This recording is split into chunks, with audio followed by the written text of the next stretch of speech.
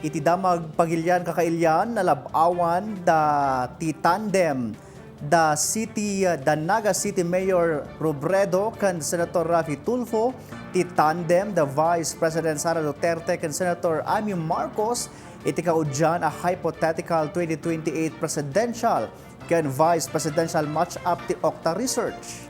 Ti survey ket ne patumpal iti 1,200 ang natataengan.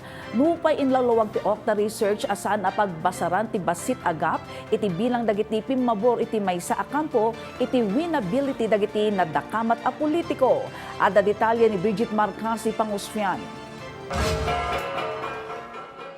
Iti kaudyan na resulta ti masa survey ti OCTA Research para iti hypothetical 2028 match-up nakaala ti tandem da Naga City Mayor Leni Robredo ken Senator Tulfo iti 45%. Kabayatan na, 42% met ti tandem da Vice President Sara Duterte ken Senator Amy Marcos.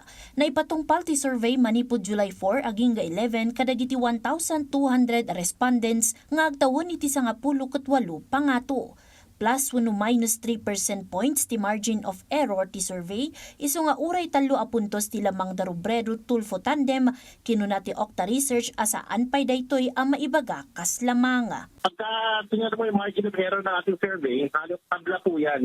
So, yung tambala na Lenny Rafi at ang tambala ay Sarah Aine, sila yung mga tambala na pinakapopular sa mata ng ating mga kababayan. At sila ho ay patak ngayon. Iti breakdown kadagiti kang runaan a lugar, kapigsaan ti Robredo Tulfo tandem iti Luzon ken Balance Luzon ana kailistaan da iti 56 ken 61%.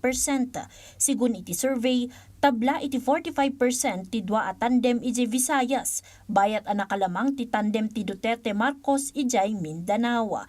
Nga malaksid iti dayta, adda dagiti respondent betlaeng nga awanan pay iti napili. 8% ti awanan pinili, 4% ti undecided, bayat a 1% ti nagkadkad asimong bata. Sigun ken Professor Rai, napataglata dagiti botante nga awanan pay desisyon gaputa posible a makaapektar daytoy iti rumwar a resulta iti eleksyon. Marami na alternatibong mga kandidato bukod kay very popular VP Sara Duterte. Ito, nandiyan si Mayor Leni Robredo, nandiyan ho si Senator Tulfo, nandiyan ho si Senator Tulfo. Marami hong mga lumalabas na popular na mga pangalan na napupusuan din ng ating mga kababayan. Ang importante lang, matanda ng ating kababayan, ito yung survey ng July 4 to 11. Hindi ibig sabihin itong lalabas sa eleksyon. Pero ganoon pa man, nakikita na natin, very competitive ho yung election landscape 2028 sa ating bansa. Dinakamat ni Rai apat nga adda tinagbalin nga epekto ti agtultuloy nga impeachment trial ni Vice President Duterte, particular iti trust ken performance ti Vice Presidente. Kabayatan na, impateng matlaang ti OCTA Research a hypothetical laang tinadakamat a tandem iti survey, ken saan daytoy ang mangipaspasimudaag nga isuda ti agsango iti 2028 elections. Inay nang adupay dagiti tandem asuk-sukimaten da amanamnama ang mairwar iti pannagadalda. May pakpakita iti resulta nga uray na sa papay ket interesado dagiti Pilipino iti 2028 elections.